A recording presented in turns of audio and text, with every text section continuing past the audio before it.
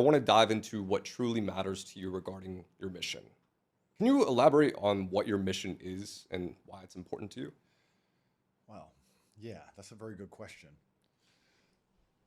The primary reason the world is in the mess it's in today is because masculinity has been under attack for a very long time. I wouldn't say it's because I'm particularly good with words. I just understand that there's not a single societal ill you can name now that is not directly correlated to a decline in masculinity. We could even test it. You can name a societal ill, and I'll say it's because men aren't men anymore. Men are the protectors, and men are the ones who enforce boundaries and parameters. We always have been. And because that's been declining, there's been more and more encroachment on the not just the fabric of society, but even the fabric of truth, right? Even what is a man, what is a woman? You live in LA, you know better than me, right? So objective truth is now under assault. Nobody's kids are safe from the LGBT agenda. Nobody's country is safe from unchecked migrants flooding across the border. Like nothing's safe anymore. And it's the men's job to say, no, that's enough. This is a hard parameter. We refuse to accept it. This is what men do, not women, typically.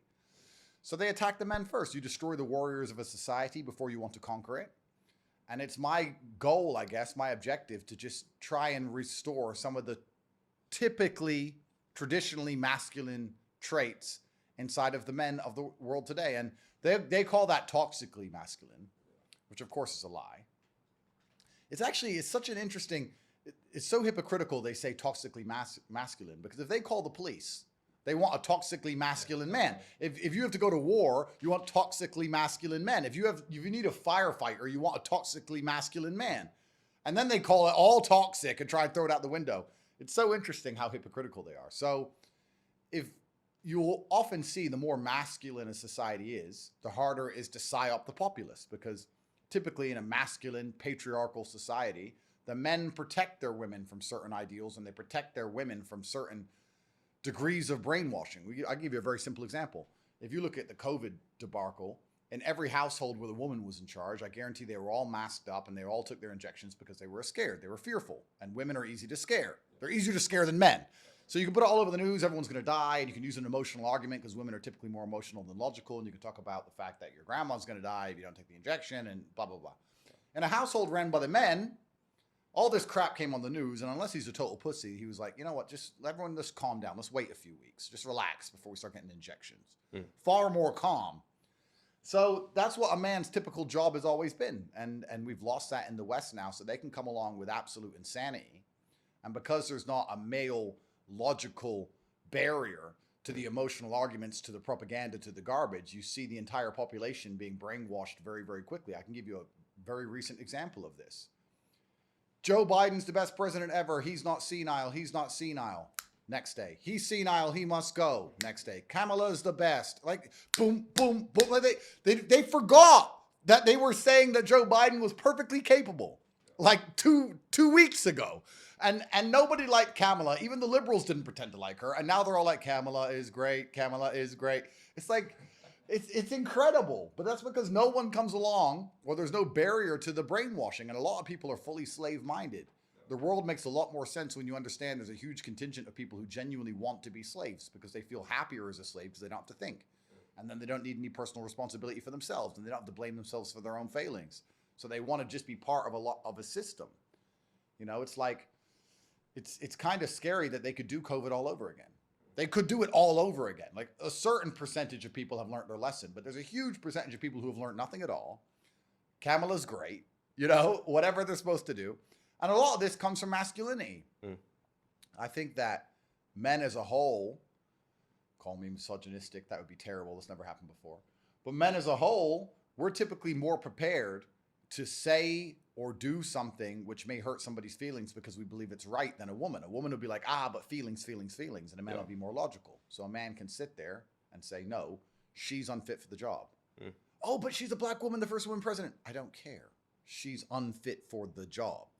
So I think masculinity solves a lot of the societal ills that the West is currently facing. We're certainly going to need it. We're going to need masculinity as the world divides into its two polars, and we have China, Russia, and all these other countries which are very masculine nations, and we're sitting around arguing about what a man is, what a woman is.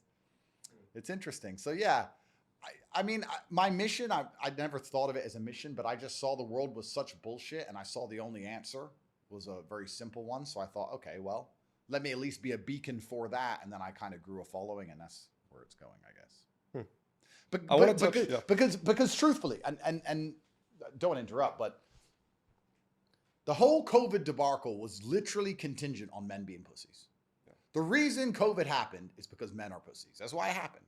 In the countries where they weren't pussies, it didn't happen. And I can give you a very simple example. I was sitting here in a restaurant. My brother was dating a girl from Kyrgyzstan. We said, Kyrgyzstan, what's that like? And she was describing Kyrgyzstan. And we said, what was COVID like during Kyrgyzstan? Like, oh, they tried that. But within 48 hours, everyone said, no, I have to work. I don't care. COVID was over in 3 days in Kyrgyzstan because the men were like, I have to go to work. Piss off. Yeah. That was it. But in the West, everyone's such cowards. Everyone's so scared, it managed to last for years and years because men are the resilience and men are also the only ones who are ever going to be able to. When I say rebellion, I don't mean violent, but I do mean rebellion. If enough of the men, the male population, disagree with an idea, then you can't enforce it. You can have an idea that none of the women agree with. You can still enforce it because they can cry and moan. They can make Facebook posts. They can put on a pink hat. An opinion only matters if it's backed nobody, by violence. That's right. Nobody gives a shit. But if the men refuse to listen, it's different because exactly, you nailed it. An opinion only matters if it's backed by violence. In fact, nothing in the world matters unless it's backed by violence. A court order means nothing unless it's backed by violence. Everything in the world is violence. We live in a violent world with a whole bunch of layers on top of it. So if you don't have the propensity and capability for violence, you don't mean anything anyway, which is actually why all these people want to be slave-minded in the first place, because they're sitting in a room or they're looking around and they're being told certain ideas, and they understand if they disagree with those ideas, they have to defend themselves and their point of view. And they don't feel capable with violence, so they're like, they've said Kamala's great. If I say Kamala's not great, they're going to yell at me, and I'm scared of it ever even possibly getting violent because I'm incompetent, so therefore Kamala's great. So that's why they just want to take away masculinity and make a whole bunch of weak pussies and idiots. And this is where a lot of the confusion comes from my message, because people call me misogynistic because I talk about the masculine and feminine frames. And I'm not being insulting in any way. When I say the feminine frame is the frame which allows you to be more malleable as a person. They see that as an insult, but it's not an insult. That's a woman's superpower that she's malleable. And the masculine frame is, no, I'm not malleable. No, I'm rigid and I'm obtuse, and it's this way, and I don't care what you say, and I don't Order care. and chaos. You're wrong. You're wrong. You're wrong. Do something. That's the masculine frame of it all.